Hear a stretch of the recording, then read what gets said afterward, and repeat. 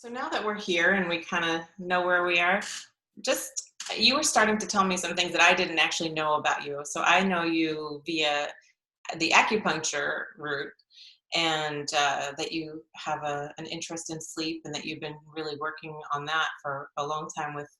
And your book came out. Was it this year that the book came out? Came out this week. Oh, By the wow. way, yes.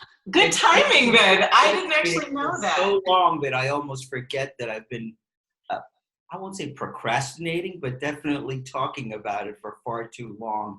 And every little bit has taken its time. And so now it's sort of popped down out last about a week ago. So yeah, it's Oh, just, congratulations. I thank you. didn't realize it was such a timely moment It because, is truly, yeah. so thank you for inviting me to do this also. Just, it's really Yeah. kind of you. Yeah, no, I'm really happy to have you here. I, have been following along with all as the rest of the world is with what's going on in the world, and noticing, especially here. And you're in New York, right? New York I City? am right in the middle of it, absolutely. Or I should say the center of it is, actually, I am close to the middle of it because I'm 2 blocks away from Javits Center, which is where now they've turned it into a kind of a field hospitals, as it were. Wow. So I do hear a lot of what's going on. Yes, Is that where your acupuncture practice was that's too? where my practice is about 12 blocks away, but I live right on 34th Street in between 9th and 10th Avenue. So Wow. yeah. Right in the middle of. Javits is like 11th Avenue, so it's right there, or 12th Avenue, I should say. I Yeah. notice I'm really curious to know, like, do you, if you look outside, are there people on the street? Is it There quiet? are a few people. You always see about 3, 4 people along the street, which is very obviously almost nothing. Odd. That's very Yeah, odd. it's odd. It is. It's almost. It seems frozen. It almost seems like time seems frozen. So it Yeah. is odd, and uh, to be respected. It's sort of like, okay, this is what can happen. Yeah. And you are aware. I'm just outside of DC, so kind of halfway Okay, between Baltimore and DC. cool. Yeah. Yeah. So, yeah, it's powerful, and we're all experiencing it, and Yeah. I can only have a daily. What we do in New York is, and I did share it on ALR, which was at 7 p.m. People applaud for a minute to 2 minutes. Everybody kind of Oh, opens their windows and just starts clapping for the National Guard, for the hospital workers, and it's a real honoring of the sacrifice they do. And I think it was 2 days ago, my next door neighbor is a DJ, and so he put on some Bill Withers because Bill Withers had yeah, passed he's there. out of COVID, and so it's sort of like it all, and he was blasting it out his window in a good way to just kind of say, hey, Yeah. we're here. Yeah. I love that about New York. And, it's like, Well, when you're stuck indoors yeah. What are you and going to it's do? there's no nature here, that's so it's sort of like gotta crank up the spirit any way we can. But Yeah. yeah. Did you miss it today because of this call? Uh, no, actually, well, I had the windows closed, so I didn't really. I think it might be quieting down a little bit Mm-hmm. because I didn't really. It's usually really loud at 7 p.m. for till those 2 minutes, Yeah. and today it seemed a lot less so. So I think maybe either people are getting tired of it, or maybe because there was some hopeful news from New York that uh, the Fun. quantity of cases seems to be diminishing a little bit. So maybe people are Yeah. just taking a break. So one of the reasons I thought of you was that I had started to see, even amongst our acupuncture colleagues who have lots of great practices around staying calm and finding their way through and navigating, and that even amongst ourselves, there were people sort of starting to say, like, sleep is hard. Yep. And I can, this is an unusual circumstance to be sleeping in. Sleep can be hard for a lot of people in any case. Right. But I just thought rather than sort of like, we don't have to just necessarily dive right in, because you also said a bunch of things briefly before we even Sure. got online that I'm interested in terms of kind of how you, like, is this what has your attention even right now? Because I always like to talk about what actually has somebody interested in life at the moment. Is this what's interesting to you still, is sleep, or is there something else that No, kind of got your attention right now? no, sleep is very much central to my attention. I came to sleep from other interests in Chinese medicine, including IBS and fertility. And I realized fertility was not for me. And IBS was tough. So is sleep, actually. I seem to take the tough ones, because I feel like, okay, this is a mountain I want to conquer. I don't know who else is doing it, but so I felt like sleep was really a huge, considering 40% of the people everywhere tend to have problems sleeping, 20% chronically and 20% acutely or situationally. I felt Wow. that, we've got all this amazing literature on everything from pain to uh, digestive issues and depression, but very little on sleep per se. And I just felt, why not? And then I started delving into it, and I realized that there's it's very situational, obviously, and so each person is very different, and I had to come up with certain, that's why that my training in hypnosis actually really came in handy. Oh, That was what I interesting. felt, because I felt that Chinese medicine is brilliant, in so many ways, and yet with sleep I was finding that it was not so easy, because, in China they treat 5 days a week, and you see all these great, um, studies coming out of China, and basically, yeah, if you do 20 and Nanyan and Yin Tang and Shenmen and liver 3 5 days a week, you will get results. Yeah, yeah. However, Yeah, we don't do that here very much, do we we? don't have those resources, and so I felt like I had to go outside of our medicine to a degree. And herbs, of course, are very helpful as well, and it is part of the therapy, but then that has its own issues. Yeah. I So was my gonna goal say, was, when you said IBS and sleep, I thought those to me seem like things that require so much sort of training of the patient themselves in terms of, truly, right, habitual things. I mean, I don't know. I'm curious to hear more about you, but from the few sort of sleep things that I've done much work with, it yes, often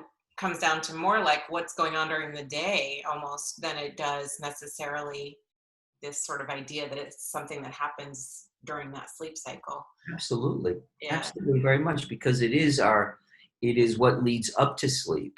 yeah. Are we calm during the day? How much is stress kind of getting into us? How much is the overloaded sympathetic nervous system just carrying through, so that even when we get to sleep, Same with, it's still cranking and still cranking. And so I'm sure you've probably had patients who said, you say, well, how do you sleep? I said, well, I slept 8 hours, but I still am exhausted. yeah, And, and that is because we have not processed all the stuff that goes on through the day or the weeks or the months or the years that leading up to it, so that we're, sleep is not dreamland. It's sort of like the mind is going, yeah, but you had this and you had that, and you had this. And so some people have a hard that's time. kind of a big chunk you said there. Like, the sympathetic nervous system, parasympathetic nervous system, like, we have to train this in order to sleep tonight. I mean, how do we do Right, that? exactly. You know, My cat doesn't have a problem with his parasympathetic nervous system. My dog doesn't have a problem. So what is up with us? yeah. Give me one. What I want to do is make sure I'm checking in to see if Sure. we've got questions popping in here. So if you guys have questions, or if you're appreciating what we're talking about, you can go ahead and like and comment and kind of see what's going on there. And let us know if you have questions. And I'm going to see if I can hop in here to see if you guys have any comments going on. There we go. And I'm going to try not to double sound us. And let us know if you have questions. And I'm going to. There we go. Questions. And I'm going to see if I can hop in here to see if you guys. I can't do that without the sound on. Well, how about that? Okay. I don't know if so we may have to do the questions after the fact. I may figure this out at some point.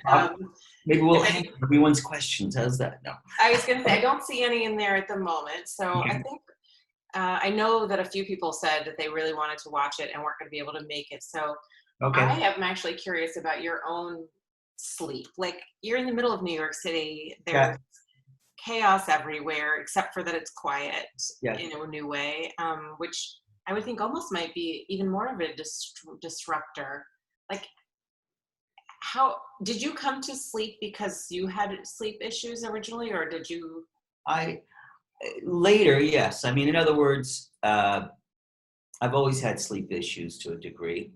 Even as a kid, I never wanted to go to sleep. I always wanted to stay awake because I was missing something. I wasn't sure what it was. Add to that generalized sense of anxiety, a kind of free-floating anxiety through much of my life. I used to suffer from panic attacks in my 20s. So all these things have been an issue for me, and I felt kind of helpless to change it. I mean, and I would sleep well for years on and off, but then I'd go through periods where I couldn't. And I'll tell you, I did sleep better when I was not in New York City. I lived in Brooklyn for some 7 or 8 years, and the quiet there, I felt like, New York is this vibrating gemstone, is what I call it. And it just vibrates at a really high level. And the moment you step off it, things quieted down. For me, quieted down. So I do have to work on myself for sleep here. And, is it different these days now that it's like, because it's quieter, or is it sort of confused because there's ramped up anxiety maybe around? Yeah, I think for me, it's just a long-term issue that I'm just not I've never been a great sleeper. Matter of fact, I am now taking naps since this, and that's been kind of sweet. I mean, I've never been a good napper either. So I was going to say from what I've read about like how you're supposed to sleep, and I don't, I have the tricky part for me, at least to help other people sleep, is that I don't have much of this myself. I've had very short periods of times or had that kind of situational thing, but napping is sort of a contentious issue in the sleep community, isn't it? I mean, CBT people are against naps. And CBT is apparently one of the go-tos for this, isn't it? Yeah. And I mean, I've had some patients who, not to knock CBT, but because I think if you're going to go to a shrink, I think CBT is great. How's that for a judgment? But I've had people come to me. Obviously, many people have not. But beyond the sleep hygiene, which is great, some CBT don't nap, restrict your sleep to X amount of hours per night, whether you get it or not. And so I find it a bit draconian myself. I find the body's, I always tell people, what's your body telling you? It's like your body's telling you sleep, and then come back to it, come back to, if you need melatonin, great, then take some melatonin. Or how do you teach people to pay attention to this? Because that's for me, that's the core. I don't think of myself so much as an acupuncturist as much as my work is really in helping people learn how to listen to that piece. Great. And yet it requires, like, from my perspective, a lot of real curiosity and just kind of helping them see, like, how do they know this is body wise or I'm messing myself up, right? If my body's really wise, why do I crave Doritos, right? We know they're not good for me, and yet I want them all the time. And so, like, I think sleep may have a little bit of a similar pattern for some of us. I think you're right. So napping, I'm curious about like some of the should do's kind of stuff, and what you like. How do you talk about it? How do you approach it with somebody? How can we think about like, how do I know if I should take a nap? Right. Um, well, they talk about sleep in 90-minute cycles. And so a 90-minute nap is a big nap, okay? Typically, we talk about power nap being 20 minutes. And some people are great with that. If I go down for 20 minutes, I feel worse. So I do feel like people, each one of us has our own circadian rhythm, if you will, and that will help us to figure out whether it's good for us or not. If we're having terrible time sleeping, the problem with CBT is it doesn't have some of the same tools I think that we have in Chinese medicine or that hypnotists have, which is really giving people powerful. Chinese medicine really gets into the energetic channels, the meridians. Herbs are terrific, and I find hypnosis is, and again, hypnosis is really exactly what you're talking about. It's not you are under my power, you will sleep. It's that's kind of nonsense. It's really about talking conversationally about, okay, what's going on with you, and I talk about, I think I call it drop. Okay, drop stands for if you're having a hard time sleeping. It's what's going on. There's distractions. There is regrets. What's going on in the mind that stops you from sleeping. There's distractions, regrets, real problems, overwhelms, and then problems disconnecting. So those are, to me, the 5 issues that rattle around in the brain, stopping us from either getting to sleep or staying asleep. And so, Yeah. distractions are, did I walk the dog? Did I send out that email I had to send? Did I, do I have to go pee? Regrets are, why did I send out that email? Why didn't I tell the boss off? Why didn't I sell my few stocks this week? Yeah. You know, real problems. Real problems are real issues. Real family issues, money issues, relationships, health issues. These are real things. Overwhelm is, um, all those things that I didn't get done today. Now they're looming, and tomorrow I won't get them done, and I've got all those things for tomorrow, putting us kind of in the past and in the future, but not in the present. And then finally, problems disconnecting, which is cell phones, media, all that stuff, which has become a bigger problem than it ever was. So those are kind of the things that you typically rattle around in people's heads, either when they're trying to sleep or trying to get back to sleep. And so, so I find that working with those issues to try and bring people back to the moment. Okay, simple breath work, mindfulness, Tell Go me ahead. about where hypnosis kind of fits in. Like, Sure. it's funny. I never really think much about myself as having sleep issues, but you're right. This sort of the FOMO piece of I don't know why I want to stay up. I'm still awake. I don't feel like going to bed yet. Kind of Right. thing is Right. usually once I'm there, I'm fine. But there's the piece of me that still kind of goes, well, but let me just read this one more article, or let me go find this one more thing. And Right. so it's actually It's kind of useful to getting the think mind. about that as part of the context of. But you were talking about hypnosis when you started to talk about these drops. And guys, I will put in the comments section the what the acronym stands for, Sure. so you guys have it later too, for those of you Sure. who are watching. Um, So a little bit about hypnosis.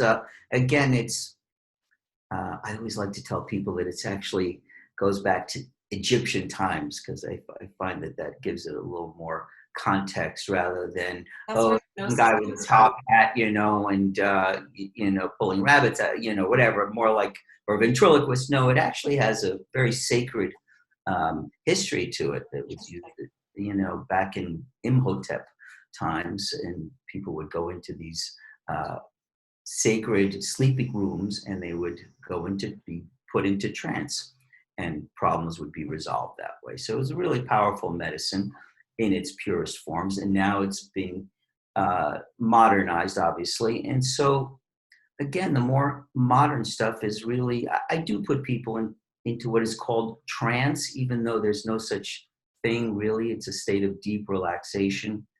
And uh, the goal is essentially to access that part of us, the subconscious, which is not normally that available to us. Yeah. What we call reality is 10% of the action, our subconscious is the rest of it. And so very often I'll just, just a lot of it is conversational. A lot of it is what you do, which is probably talking to the person before putting the pins in. And then Yeah. they go to an altered state, and whatever you said is already gestating in them. And they Yeah. come out and they feel better, and they're not consciously thinking about what you said to them, but it's in there because it's kind of dripped down into their body. I feel like maybe you're almost going into it a little bit now. I I was I going to go ask. into a trance all day long, and most of us do actually. We all do. I mean, I always tell people if you get absorbed into the book, you're in trance. If you miss your Uh-huh. exit on the highway, you're in trance. Yes. Okay, Oh, that's interesting. because Huh. if you think about it, you're completely there. You're driving. You don't crash into anything, but your mind is somewhere else. So it is a gentle filter that we go in and out of. So I find that it helps when I am able to speak to people about sleep. I kind of bring back. I mean, every session is different, but I'll say, I'll start with, because very often people who can't sleep, their bed has become like a war zone. Okay, they look Mm. at the bed and they're like, "Oh God, I'm supposed to try Getting. and sleep now, right?" And so I kind of try and remind them of a time when they were kids, and they would lie under the stars, maybe in a sleeping bag or maybe on their porch, and they'd feel the darkness as a warm and comforting thing, and a way that would just kind of bring them back to a place of peacefulness. So it's sort of reframing. That's what neurolinguistic programming is all about, is reframing a negative to a positive. Yeah, and it's even really beyond just the reframing, sort of linguistically. From my background, it's sort of biology of cognition, and Oh, so what that they go together in as much as you're not just the language actually designs how your body is in the moment, and so you're actually totally. rewiring your brain to remember that relaxation response. It's Restoration. probably the title of your book, isn't it? Rewired for Sleep. That's exactly what you're talking about. Yeah, I yeah, yeah. wanted, before we move on to the next piece, I had a question about this, for people who are watching. Is this something that you can do or that you do offer online? Because I right do. now you can't have people in your office doing this. You've got to figure out how to do it I online. I I I feel, speaking with other acupuncture, I feel bad even saying it because I know we're all struggling, but yes, that has been a bit of a lifesaver for me. Buffer. Because yeah, I mean, I had Yeah. patients I had before, and then I'm offering it to to people who never did it before and are going, maybe, maybe, maybe. And so I've been doing it online because it's a way of staying connected. It's a way of addressing, I mean, Well, someone's got back pain, it's not so easy, but then there's something called the glove anesthesia, actually it's called, and where basically you take someone into trance and you numb their hand and oh, show yeah. them that their hand can be numb, and then you can have that numb hand move to another part of the body and numb that part of the body for a certain amount of time. So it works to a degree. I mean, I used to do hypnobirthing actually about 7 years ago. I don't know if you're I familiar with am familiar with it. it. I had my brief stint as a little doula for part. I mean, Oh, I did not exactly, but I had acupuncture patients that I would attend the births of, and oh, nice. yeah, Yeah, yeah. yeah. And God knows, I don't know how it's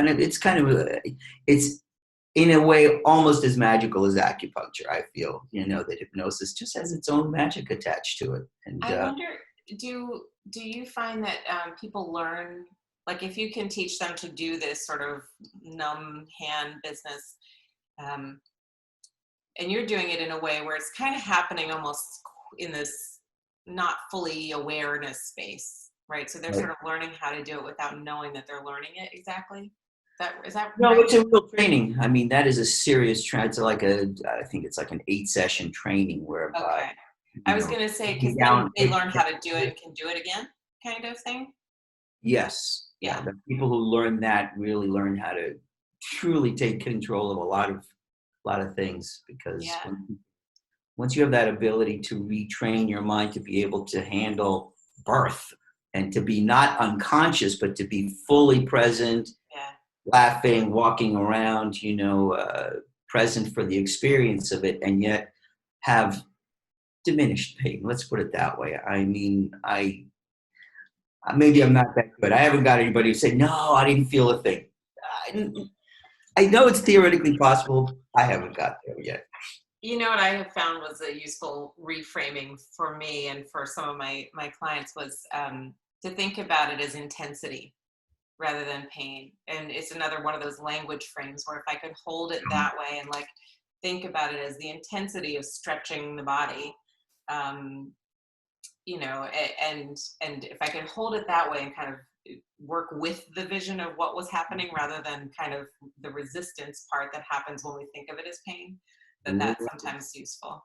Totally, totally. I mean, one of the first things I do I'm not doing it these days much, but when I was doing it, it was first thing is we don't use the word pain anymore.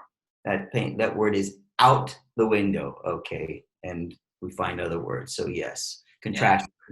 contractions. They're surges. I mean, they're so it was all about it. So much of it is reframing. If we stop thinking, the word pain alone is almost creates a contraction in itself. So when Yeah.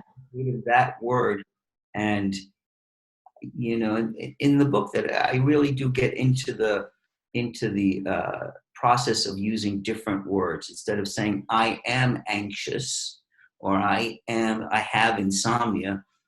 I, I think it's really helpful to start reframing it as I've had insomnia, I've had problems sleeping, I've I'm experiencing anxiety now. Hmm. Okay, to say that is just to say there is movement. It's not stuck. It's not who I am, but what I'm experiencing. And in this experience, I can step back from that experience. You Do you know, think of that as NLP? Is that sort of a when lot we of, were a talking lot. earlier, you Yeah, said so Chinese medicine, NLP, hypnosis. Were there others? Or with those are the things you think of as sort of the background that you use for this kind of work? pretty much. Yeah, Yeah. yeah. And I resisted NLP actually a lot. I mean, I was more classic. It was like, no, that's manipulative. When You know, did you learn it? back in '05. Oh, okay. So not not so recently, but also not so far back when it Right. I first mean, was kind of. I studied. I went to acupuncture school in '92 and came out in '95. So yeah, that was 10 years of, of working before. Actually, it was not. It was 7 years. I actually one of those people who took an extended sabbatical from Chinese medicine. Uh, I kind of burned out. So Yeah. yeah, I mean, here's what I always think. Usually, some of the juice that people are wanting to get to will come out in some place where we weren't planning to go. So, if you guys are okay with it, I like to be curious about what actually happened there. I mean, sure. or how did you come back to it? Is really the question. Because for me, this is a little bit like sleep. Like, how do I get in the right? How do I get where I'm looking for is always the change, right? Where do I have some say so in shifting my relationship to something? So, what Yeah. had you come back? I think well, during that time that I took off, I wrote a novel. I studied NLP. I did some other work, and I What think was the during that novel? time I healed. I kind of healed a lot of old stuff because I'd been a musician. Immediately jumped into acupuncture school. Never looked. I had gone from doing two jobs to doing acupuncture school and working during the day. Working a job, and came out of school. Immediately started working somehow in New York because out of pure sheer spite because they told me I wouldn't. So I got a job with three chiropractors and worked, in halfway houses and kept working. And at some point, I think it just all caught up with me. It all was like, Dan, you've never taken that time ever. Okay, you've always done two jobs and worked hard and all the, my body just kind of said, you're done. You can't do this another. And I was starting to get that, you think you've got problems syndrome with patients. Yeah, it's always a bad sign when you start to That is resent your client. back. Yeah. Back, I felt like I had worked a lot of that out of my system. I felt like I was really uh, hungry to be of service Mm. in a way that perhaps I hadn't been since I first ever actually, because I came to Chinese medicine as a sort of, I sometimes say I'm a fear-based life form, and I was like, well, music, what can I do? Oh, this is fascinating. I was fascinated by Chinese medicine, but I was not a true healer in my, from what I feel. And, you may disagree, but Well, I I'm don't. curious what it even means to you, and how Right. did you find your way from one to the other? Um, I think I was good at what I did. I just didn't know that I was, and I loved what I did, and I loved helping people, but I couldn't, um, but I wasn't able to see the value of how truly being of service was really the higher ground for me. Mm.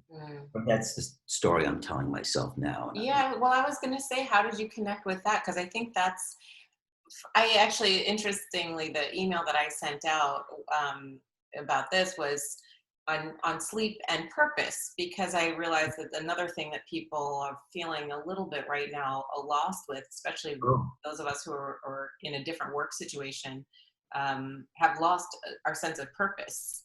And I would imagine that impacts sleep. And so I'm curious, though, like this idea that you could be of service came to you how? How did you get to that? it was good question, and I can't even answer it. It was so organic.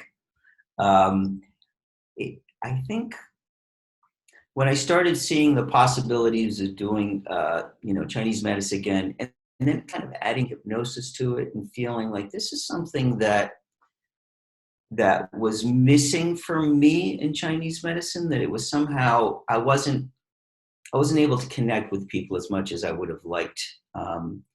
The talk aspect of it, and Can I maybe that ask where you went to was school? Because I realize also, like my tradition, where I come from, the monikers teach, treat, teach, right? So we do a lot of talking, or some of us do anyway. is that from a five element perspective, or Yeah. right, right. Now I dove in. I went to Tri-State, and I dove into what was more physical. It was the Japanese style is from Kiko Matsumoto. She was Uh-huh. doing the around. So I didn't have. Um, I came to it from quite ass backward. I mean, some people came to it from massage. Some people came to it from five element, and I came For music. from music, and also treat. What do you feel on the abdomen? Okay, yeah, don't bother me. Sort of like, not really, but Yeah. it, did the intake, but it was not that psychological connective component, and that took me time to really hook up with. Or even the body work. A lot of people are really connected with their bodies, and I was really kind of disconnected from my own body when I got into acupuncture school. So Huh. I felt like I had a long way to go. My journey was a long one to get to hopefully where I am now, and still learning. So So if I might, talk to me a little bit about how connecting then with your own body and your own sort of sense of, could you be of service as a healer? sure, Um, yeah, and how, if it relates to, if does it relate to sleep? How does it relate to sleep? Because I know for myself, I think I have learned along the way that I have certain, I do very simple physical things that I know help me sleep right, during the times that but I don't think I could have done that without having a pretty embedded practice of noticing my own body and noticing very subtle things in my own system. right. So, Uh, yeah, I mean, I think it really does. in the process of self-discovery for me, which is what it was when I finally stopped practicing and had time to notice who I was, what was, well, how did it feel to not have, because,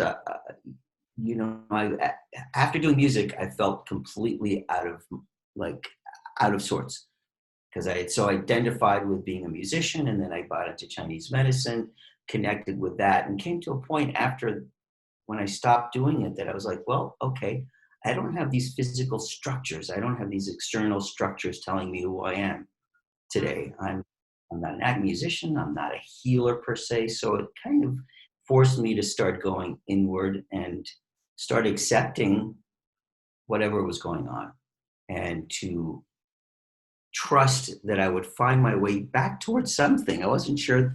I wasn't like, oh yeah, I'll be to be an acupuncturist in 5 years. I wasn't sure.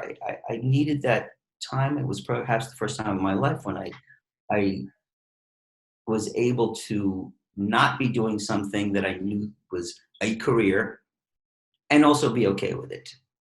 So in that process, I felt like, oh, okay, now I can sleep. I was also working pretty hard. And so it was also like, again, sympathetic overload.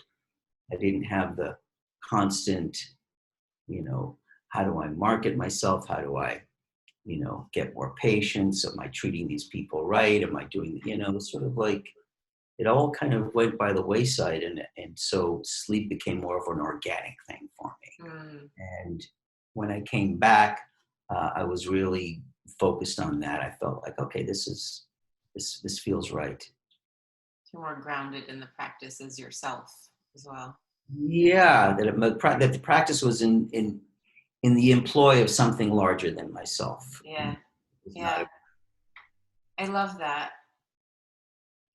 So I'm wondering, and I'll see if I can poke my head in without messing up our audio again.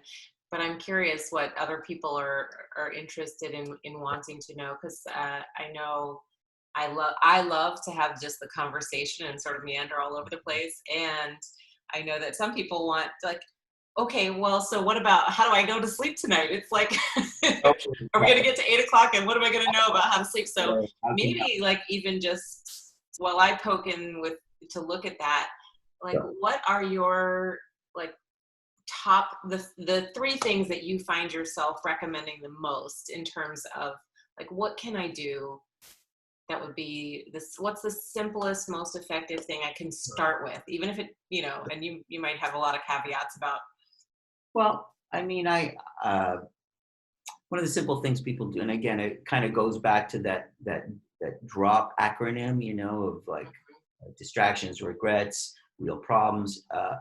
Those things really do keep people either from sleeping or staying asleep. And so one of the things I tell people is before going to bed, if you're having problems with sleep, take 5 minutes and write down just make a list of all those things, all the stuff that you can't control, tomorrow's problems, yesterday's problems. Write down your physical ailments, write down all the money issues that you can't solve today, the things that, all those things, and just take 5 minutes. That's all. Just 5 minutes, write them down, and then simply fold that piece of paper and say out loud, these are tomorrow's worries. Okay, that's one way of kind of getting it out of our mind, which is, as we know, a dangerous place. Another simple thing that they can take another 5 minutes, and I tell this to people, is simply breathe. Just close your eyes and focus on breathing for 5 minutes. And then I tell them add to that piece. And it's, again, just it's pure. It's what it is. It's another 5 minutes. Sorry. Another 5 minutes. Go ahead. Okay. Sorry. 5 minutes is. Are we done? Yeah, we're back. We okay? Okay. Yeah. So basically, I just tell people, mindfulness. Okay. Focus on the breathing. Again, that takes us out of our thoughts of yesterday and tomorrow. And if you want, you can add a simple piece. It's based on Harvard psychiatrists, do progressive muscle relaxation. And basically, you can find it online. You can find it in my book. Basically, going through the body, starting at the toes, scrunching up the muscles of the toes for a couple of breaths, and then letting it go. Moving on up the calves, the thighs, the right toes, the right foot, the right calves, and do it in muscle groups. And just that can take 10, 15 minutes. And that is one of the most beneficial things that people can do. I mean, I tell people if you do basically 3 or 4 things, even for 5 minutes at a clip, do that for 30 days, and you're so much better. It's really transformative.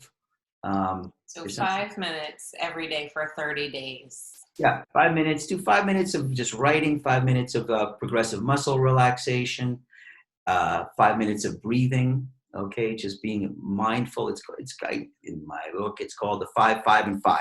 I was Okay. going to say, I find that for my clients, one of the parts that they get tripped on the most is overcomplicating something.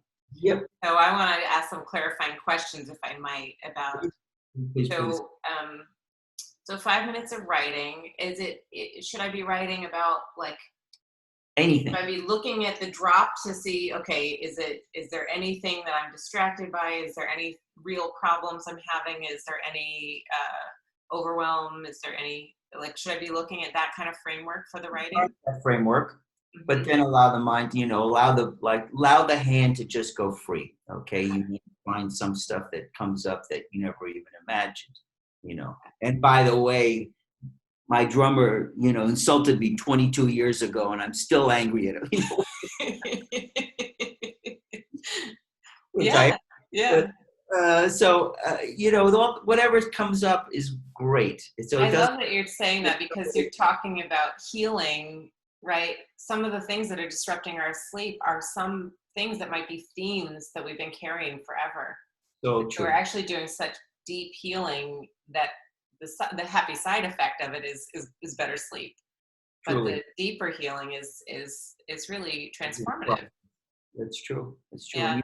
it's interesting because you mentioned before purpose, and this book that I it was originally twice as large. Okay, it was going to be my encyclopedia, and it was going to have all the acupuncture points and For system sleep.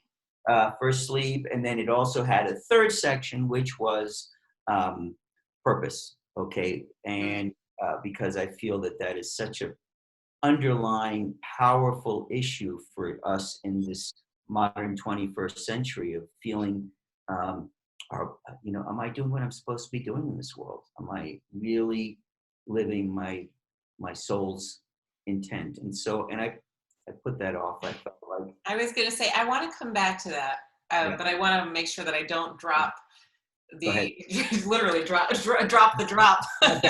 Right. So 5, 5, and 5. Yes, exactly. So So writing whatever comes to your mind.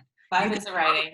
if you run out, you know, but just give it 5 minutes for, I think it's sort of like we can also overdo it, Yeah. so 40 minutes, we're still furiously writing about some person who wronged us. No, leave it for 5 minutes, allow it to be what it is, allow the process to have its, you can always write tomorrow, the person can always get, but 5 minutes just for the core stuff, Yeah. angry, sad, money issues, whatever. So write for 5 minutes, then take 5 minutes to do uh, either progressive muscle relaxation or breathe.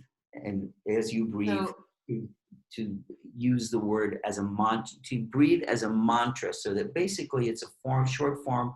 I call it short form meditation. Okay, in the 70s, I think his name was Benson, noticed that uh, transcendental meditation was pretty powerful, and that the writing on it was pretty powerful. And he said, well, it's got a religious connotation. Let me drop that. Let me take the best part of it and call it mindful meditation. And so he used the word one but you can use any word that you want to connect with breath and connect with just repetition of a word as a mantra, yeah. literally. So I'm going to go nitty gritty with you because I realize this is where people will get tripped up. Okay. Do I breathe in and think one and breathe out and think one? Okay. In and exhale one. That's such a great question. Inhale and exhale all one. Exhale, no, just inhale. And then as you exhale, one. One. Okay, great. Thank you. I always find that the real places we trip up are usually in these little details. So thank you. Ooh, thank you. I can non-minutia. So the next piece was so 5 minutes of writing, whichever way. Yes. 5 minutes of breathing with on the exhale a mantra, could be one, could be whatever. Yes. If we were to do the progressive relaxation, so when I learned that something like that, I started at the top of my head. Any reason we should start at the toes instead? No. Okay. People prefer to start at the top of their head, and it's totally fine. Absolutely. And so the next question I have is, if I find I've lost my train of thought and I'm somewhere around my knees, yes. Do I start over at the toes or do I keep moving up? You can continue moving up. Okay. And if you're still wired, you may start again. I mean, there is, the rules really are none. Okay. You can redo it. Yeah. I've got a few different, there's also something called autogenic training, which is a variation. And again, I call that a form of self-hypnosis because basically the goal in hypnosis is really to show the person, it's a convincer that you have control. I call it self-empowerment. You have control, you can control your body with your mind. And so autogenic training is a super simple way of doing it. And it's a variation on a theme. It's basically saying, my right hand feels heavy. My right hand feels heavy. And just kind of repeating it. And if people find that their right hand starts to feel heavy, my right hand. So we don't have to believe it, right? Is that part of the key? We don't have to believe it the first time we say it. You don't have to believe it. And don't expect miracles. Just kind of go with the process. What else you got going? You're thinking about the problems you had yesterday. So I just say, these are exercises that are A, valuable in their own, and B, kind of take the mind out of the loop that it tends to go into. And, I do talk about how there are two basic kinds of things that keep us, two emotional structures that keep us awake. One comes from the amygdala, which is sort of panic attacks. Oh my God, the world's coming to an end. Oh my God, I'll never sleep again. Anxiety rising. Okay, the cortisol levels spiking. And the other is the prefrontal cortex. That is, we talk ourselves. That's kind of the drop stuff. Okay, we talk ourselves into not sleeping.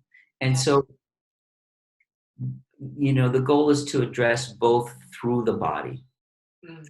So both of for that kind of anxiety or panicky sensation, would you do the same practices? I would. Yeah. I pretty much would. That you can always use certain acupressure points. Obviously, yin tang. Do you have favorites? I was going to say, what are your favorites for acupressure wise? Kind of the old standbys. Yin tang, anmian. I was going to say, for those of us, for anybody watching who's not acupuncturist, if you're willing to kind of point while you do it as best you can. Yin tang is the third eye point, right? So right between the eyebrows. I tell people first get the breathing going. Okay, the breath is so important. So I instruct people to start breathing from their belly. Okay, to put their hands on their belly, take a nice deep breath in, and watch the belly expand and then contract. Because most of us were raised to believe that we breathe from our chest, right? Chest, I'm really breathing now. No. So the first step is chill, bring the breath down to the belly. Then, as we do that, to start at, let's say, with yin tang, and to breathe and start in just 24, I do 24 rotations clockwise while breathing gently. And actually, on the exhale, you can almost start to imagine that you're breathing through yin tongue, and then 24 in the opposite direction. But it's sort of a, it's sort of like, pat your stomach and, but it really, first start breathing and then start using yin tongue is a wonderful, as an acupuncturist, it's such a healing point. It's such a calming point It's that, funny. I never thought of this until you just said it, but I realized I actually lived in New York City when I was young, and I was doing a lot of yoga. And one of the teachers had taught us this thing where if you were having trouble sleeping, to, with your eyes closed, to sort of focus on that point there. But I had not put it together. What I noticed from doing it was that it automatically had my face relax some, yeah, which for me is usually, if I'm having trouble sleeping, it's because my face is a little tense or my jaw is a little tight. uh-huh, And yeah. and so it's so interesting that you just said that, because I hadn't really put them together in that way before. Yeah, it is. It's such a, I mean, that's why Chinese Lovely medicine, point. it's just sort of like, they got it, the Indians got it, just kind of meditating on the third eye. Well, if some people actually get it. I've had a few people who get headaches when they focus on yin tong, but usually it's because their whole, they're so tense that uh, it emphasizes what's going on. It's not Yeah, that it, yeah, a little young for those acupuncturists in the crew watching. yeah. So another, is on Myan, which is a point sort of kind of halfway between the bottom of the ear and the bony part of your skull, anywhere around there. Just find whatever's. If you look around and just massage what's kind of achy, Mm. because it's not a specific point. Dr. Tang talked about, it's just around there. There's a bunch of points, gallbladder, Yeah, all around there. And that, if nothing else, we hold so much tension in our neck. I mean, all of us do, that just massaging right there is yeah, really something. It will also, in my belief, or some of the training I've had, some anxiety is not only not when the left brain, right brain isn't talking to each other, but when the body and the head are sort of dislocated from each other.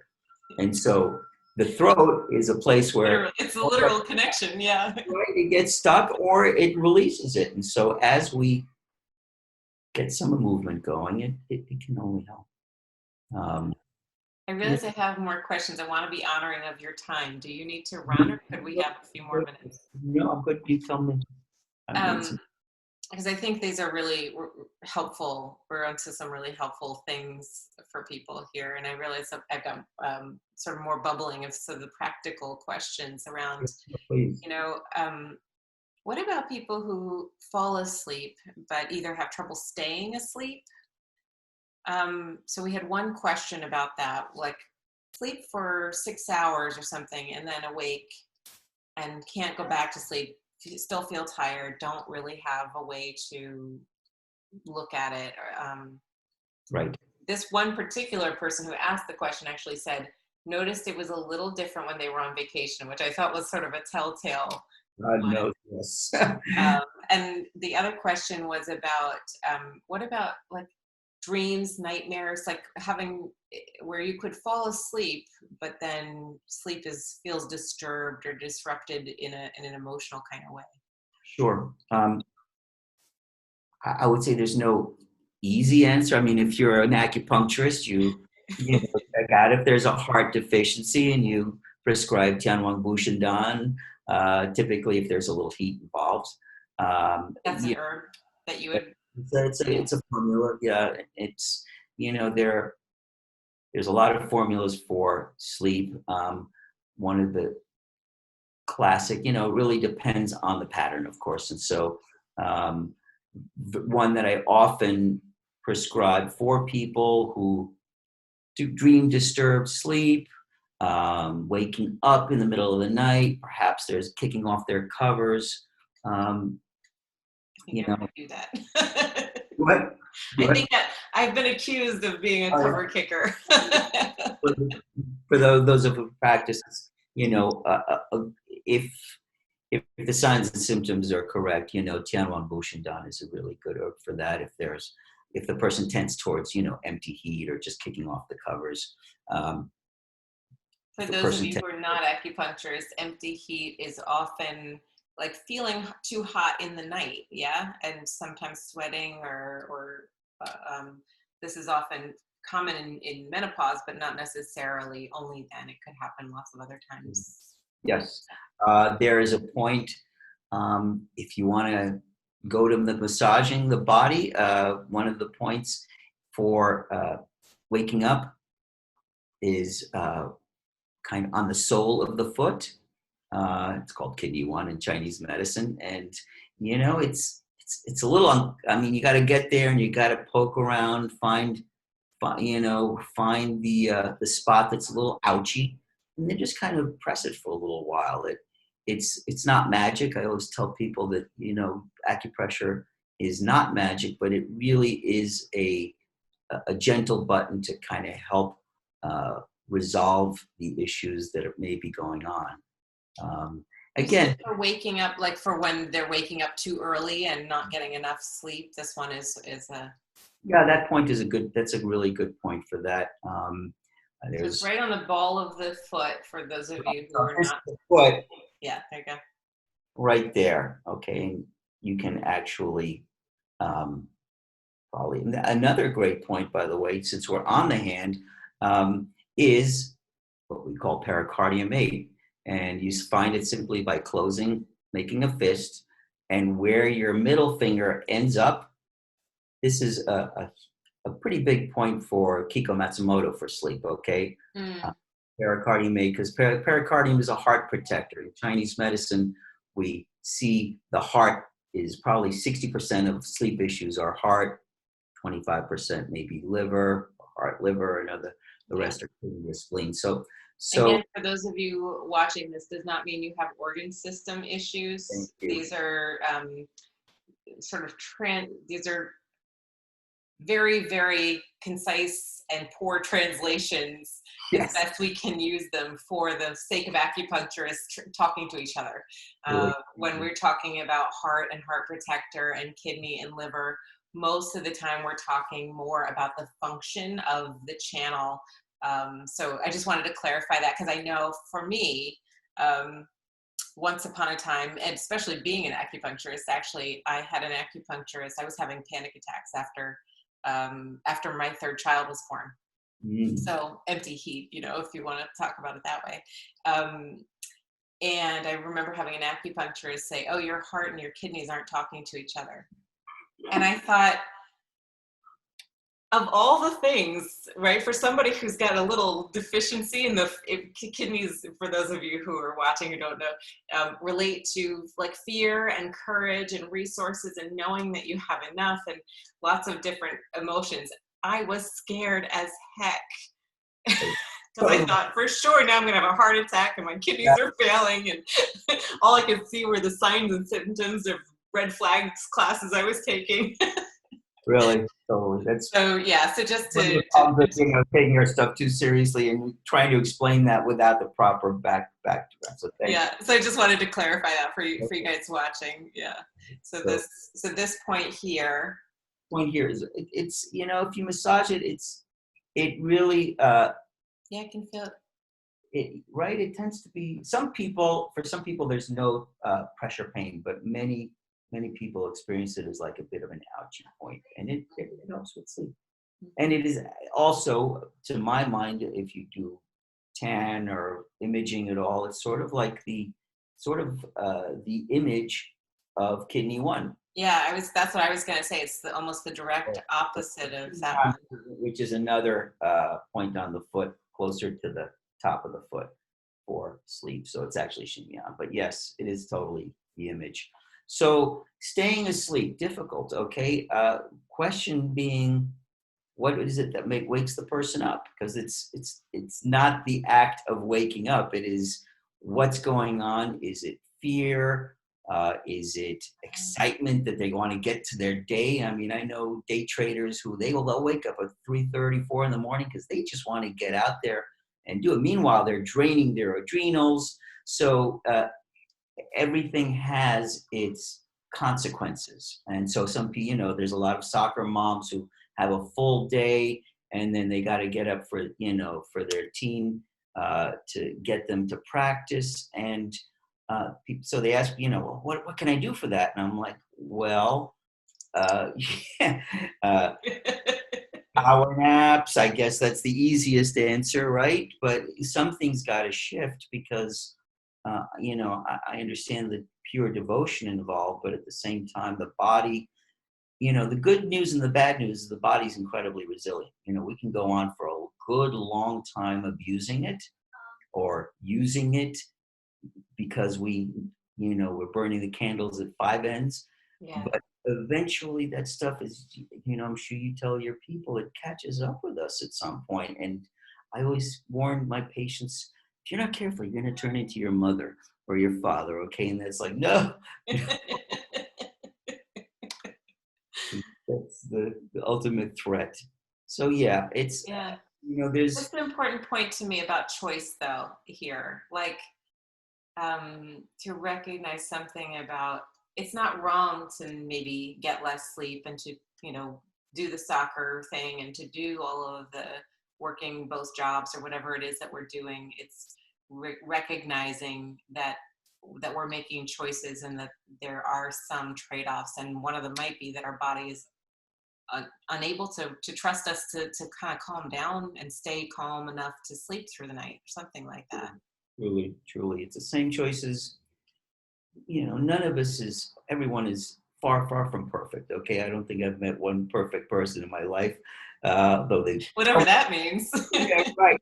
But so, we have our food cravings, we have our, whatever it is, we watch too much TV or watched whatever, ruminate too much on the past or whatever. It's all a matter of understanding that we want to get back to the simple stuff, okay? And that's why I really do feel strongly that the body is the ultimate. It's either the equalizer or it's the healer, and so to the degree that we can really, fine, want to eat Doritos, that's great, but then do something else, get out, exercise, make up for your balance. So yeah, and it's some stuff that we talk about all the time. For somebody who wakes up early like that, I know I've had a number of clients who've had an issue that falls into that kind of space. Would you be curious about what the sensation is in their body when they first wake up? Like, do they wake up feeling startled and ready to go, or do they wake up feeling tired? And would there be sort of different approaches? Because I don't know that most people I know would think I'm doing too much, right? Most people I think don't even know, from my experience, you say, well, are you stressed? And most people say no. And then you say, well, can you relax your arm while I feel your pulses? And they're like, I thought it was relaxed. So I'm aware that like there's an entryway via that. Like, how do you help them check in? Yeah, that's a great question. I mean, it really does, as you said, what's going on when you wake up? Are you waking up in panic? Are you, is there fear? Is your heart racing? Tell me what's going on with your heart. Are your palms sweating? Are you, and typically there is a sense of fear. Some people are not, I don't know, I just wake up and I can't get back to sleep. Right. And that's a reality too. And so then, we treat what we see. And so that kind of layers it into, okay, what are you thinking when you wake up? So, well, I'm thinking that I can't really get back to sleep. Okay, so that's. Would you have them do these drop exercises then? I would absolutely. Yeah. Because why not? People wake up anytime. The break state. It's called breaking state. So when people wake up and they can't get back to sleep, I say, okay, give it 20 minutes. If you want to give it that long, then get up. go to the bathroom and, get a glass of water. Um, Rearrange your desk or the medicine chest for 5 minutes, no more. Just kind of to put your mind sort of to, to tidy up your mind a little bit. Don't go to the cell, don't go to the cell, don't go to social media, lay off it. And maybe, depends on how chronic it is, maybe go to the couch and see what's, change the war zone. Okay. There's no problem in the couch. Right. You're not at the front lines anymore. Exactly. You don't want that relationship with your bed. So make sure that, do everything you can to know that, what they say, it's for two things, sleep and sex, not for tossing and turning. So, I was going to say, that's probably a whole other ball of sleep, isn't it? well, The relationship with sex, I would imagine. absolutely. I mean, I feel, you know, uh, if that's where you want to go, I mean, a little sex, is certainly a great relaxer. I do mention that certainly men tend to fall off the face of the earth. Sometimes it energizes women. So Yeah, yeah. um, you know, Right. Pay attention to your body, right? You keep coming back to that if same it helps, place. it's great. If it doesn't, whatever. Yeah. Uh, I tell people sometimes to turn 180 degrees. If you've got the ability, simply sleep with your head face where your feet are, so that way it's completely reframes your body's Oh, relationship to sleep. that's a Okay, new one. I like that idea. yeah, it works. I think it's great. It's sort of like I'm used to sleeping this way, but I'm not sleeping. So what if I turn around? Oh, this is different. Somebody have now the brain is going. "Well, this is not what we're used to. Okay, it's where this is new. So therefore, the tabula rasa.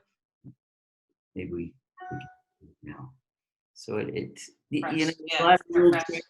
I also tell people, by the way, that and this is, I think, really important, that uh, before industrialization, many, many people used to call it first sleep and second sleep. And so they would wake up at 2 o'clock in the morning and they wouldn't have a panic attack over it. What they do is they get up, they feed the chickens, they, whatever they did in their farm. And then after an hour and a half, then they'd go back for the second sleep. And so the reason I tell people that is basically it takes away that, oh my God, I can't sleep. But no, maybe your body simply wants to get up and you don't have to feed the chickens or the horses. You just kind of get up, do something else. And just because, the fears, well, what if I have to get up at 5:30 in the morning? I can't, it may take some of the fear that stops you from actually getting back to sleep as a sort of like, it's acceptance. Yeah. That takes all the cortisol, that takes all those negative espresso shot chemicals from Drops it right acting. out. Yeah. I think that's a really important piece. It's one of the things that I find so useful is that the idea that I should be sleeping is almost always the hardest part of the sleeping for Truly. me. I don't know that Right. that's true for everybody, but Most, um, yeah. Because but it's sort of like, having it seems having admirable to permission, be able to sleep, and yet, having permission to not get so much sleep. right. I It's true. remember finding it revolutionary. We were talking. So my father was an acupuncture, taught in the acupuncture school. They actually, yeah, long story, but anyway. Oh, I remember reading that. I was like, oh my God, Yeah, that's no, they founded an acupuncture school, so I'm sort of in the family business that way. But I remember him talking in class one time about how much when we talk about tiredness, a lot of it is based on the illusion that we didn't get enough sleep the night before. right. And so it's like even being able to distinguish the body tiredness from the idea tiredness. Oh wow, I love it. And it's like how do we even begin to have that conversation so that when we're in the bed we're not trying to figure out, should I be sleeping? Well, your body is smart. When you're tired, sleep. Right. It's Which sort is, of it like, sounds so simple, and yet how many times have you or I've been, well, I have a meeting. Yes, I'm tired and I have a meeting. I'm going to go to the meeting instead of take a nap. Right. And like overriding that, and what the consequences in the long run are, overriding that wisdom that you keep coming back to as really the core of how do we sleep well, is by paying attention to what our body is telling us. Right. And using our body to take us back there. Right. Yes. And having these, I was thinking about us. Even though hypnosis is about using the mind to, influence the body, the other piece of it is turning off the mind. It's sort of like, we have to get into psychological, reasons of, why am I not sleep? I know it's because blah, blah, blah did this. And, it's like, okay, get out of the way, and like get returned to breath. I tell people to use their imagery, simple imagery, like just imagine, close your eyes and just imagine that, there's a white line, you're on a road, and if you're on a white line, there's a white line and you're on one side of that white line, and all those anxieties, those fears, they're on the other side of the line. Just put them on the other side of the line, because you can do that because it's your mind. Yeah. Right? And you can use that image and just start walking backwards a little bit and just kind of distancing yourself from them. That's what sometimes people who have that problem get waking up and all that crap starts coming. And, I'm not immune to it. However, using simple stuff to just go, okay, I can, I can play with it. I'm not the victim here. I'm in control. And so right now, I just have to go through a few things that I need to do. Perhaps, write, perhaps get up for 20, a few minutes, come back with a new perspective. Ironically, control by relinquishing control in some ways. Yeah. Exactly. I mean, everybody, as I'm sure anxiety folk are control freaks. I mean, that's just the nature of the thing. You feel internal chaos, and so you want to control the world. That was my thing. And so, so in that process of unwinding that feeling of, I don't have to control the world. I don't, I can let stuff go. I can get it, and just make things easier. Well, I would love to ask about purpose, although I have a feeling we may have extended our our viewership here. Right. So I guess to get the second half, we're going to have to get the next book. Yeah. It's the third. The purpose book is the third of the trilogy, kind of. Gotcha. The second one is to so the one that's out is for everyone, right? For sleep and how we rewire ourselves. Wants to learn a little qigong, a little meditation, a little short form hypnosis, lots of acupressure points, little tidbits about just sleep and how we can, I'll plug the link for those of you who are watching. I'll plug the link into the comment section for the book, as well as for your website. And am I right? You said you're working on the next book, which is for acupuncturists. The second one is for acupuncturists. It's not groundbreaking. It's really taking. Hold on a second. I've not seen it, but I take basically from 5-element, 8 extraordinary vessels, Japanese style TCM, Tan and Tong, and I put it all those things that relate to sleep under one roof. That sounds fairly groundbreaking to me. You could give yourself a little credit. So kind. I mean, I'm not coming up with new theories, just sort of kind of presenting them under one umbrella of how do we treat sleep as acupuncturists. Because, I mean, certainly, doing TCM style, okay, spleens, deficient, but, that's all good. But it doesn't work for everybody, and nothing works for everybody. So I felt that presenting just different styles that might different approaches under one roof, kind of. More of an anthropological approach. That was what I studied in college before I became a musician, was anthropology. I feel like that kind of works for me. It's like different cultures have different ways of approaching. Absolutely. I love it. Well, thank you so much for being willing to come on and talk with me and to share your knowledge with everybody in this moment that I think You're You awesome, know, Jake. a lot of people are having trouble sleeping. So thank you for helping them, and also for being willing to just have the conversation and tell us about more about you as well in the process. So So much my pleasure, and thank you so much for giving me the forum, and for engaging on such a wonderful level. Really, yeah, that's great. It's definitely my pleasure. So thank you very much. And guys, if you have more questions, I will make sure that we kind of tag team and see if we can answer them in the comment section and go from I'll there. just say that the name of the website is rewiredforsleep.com. Just go on to rewiredforsleep.com. It's got a bunch of some meditations there, some exercises, some bunch of blogs on sleep, on losing weight with sleep, and on. Oh, we didn't even talk about that, did we? Ooh, I Yeah, know, but yeah, sleep is impactful sleep on. is great. Yeah, Yeah. so Rewired for that's the Sleep. website. Okay. That's the name of the book and it's the name of the website. And the website, though, has a lot of rich content. So, yes, absolutely go buy the book wherever, but also go to the site and get the rest of the Yeah, content. He's really built a Progressive, wonderful some of the ecosystem around it. academic training, progressive muscle relaxation. It's got some stuff on there. Great. Recordings, so enjoy Yeah. it. Thank you so much. I hope you can have a good night's rest then tonight, too, and that Thank you so much. New York continues to heal and be better and better as we go. Get it. Have a All right. great. Thanks. Bye bye now.